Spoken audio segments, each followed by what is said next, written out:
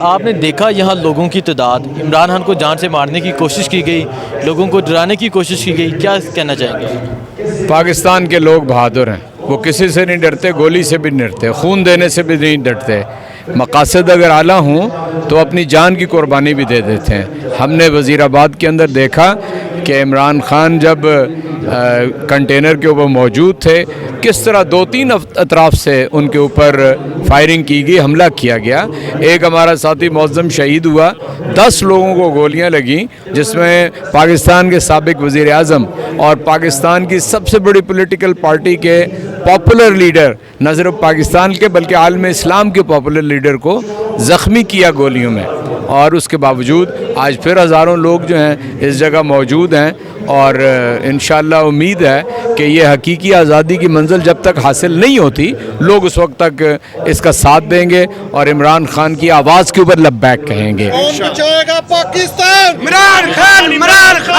مجھے بتائیں، جو عمران خان پر قاتلانہ حملہ کیا گیا، ابھی تک ایف آئی آر بھی درج نہیں ہوئی، اسی شہر ساتھ ہی سٹی تھانہ جہاں ایف آئی آر درج نہیں ہو رہی، بوگس ایف آئی آر انہوں نے درج کر دی ہے، تو کیا کہنا چاہیں گے، کیوں نہیں یہ سب کچھ ہو؟ ذرا سی میری بات کو سن لیجئے گا، یہ پاکستان قائد اعظم محمد علی جناح کی ولولہ انگیز قیادت میں برصغیر اسلامیہ نے برصغیر نے بنایا تھا، کسی ادارے نے نہیں بنایا تھا۔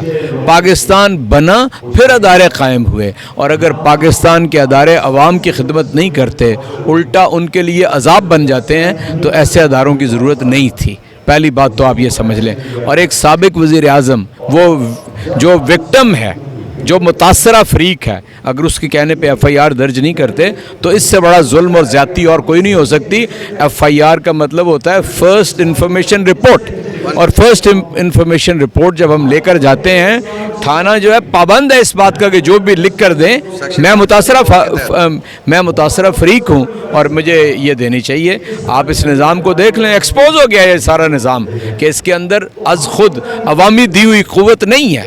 یعنی آئین پاکستان کا یہ کہتا ہے کہ یہ حاکمیت اعلیٰ اللہ رب العزت کی ہے، جو ایکسرسائز کی جائے گی عوامی نمائندوں کے ذریعے، جو پارلیمنٹ ہے وہ بے اختیار ہے، اور اس وقت تو بے اختیار بھی نہیں ہے، غدار ہیں۔ وہ لوگ مسلط ہیں پاکستان کے اوپر کہ جو پپٹ ہیں ان لوگوں کے ہاتھوں میں، کہ جنہوں نے یرغمال بنایا ہوا ہے اس ملک کے سارے سیاسی نظام کو، سارے اس ملک کے اخلاقی نظام کو۔ چنانچہ اس بات کی ضرورت ہے کہ یہ ایک ایسا شکنجہ ہے، اس کو توڑا جائے اور لوگوں کو، عام آدمی کو انصاف ملے، اور یعنی آزادی کی حقیقی منزل جو ہے وہ حاصل ہو سکے۔ آج دوبارہ سے وزیر آباد سے لانگ مارچ کا آغاز ہو گیا، کل گجرات، اسی طرح یہ سفر جاری رہے گا۔ کیا سمجھتے ہیں، قوم اسی طرح تیار ہے، اسی طرح ساتھ نکلے گی یا مزید جذبہ؟ میں آپ سے عرض کرتا ہوں، اگر قوم تیار نہ ہو تو یہ جذبہ پیدا ہی نہ ہوتا۔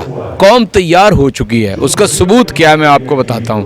60 جلسے کیے ہیں عمران خان نے، کروڑوں لوگ اس کے اندر شامل ہوئے ہیں۔ 17 جولائی کو ایک بائی الیکشن ہوا ہے جب حکومت بھی ہمارے مخالف تھی، ہم نے 75% الیکشن وہ جیتا ہے۔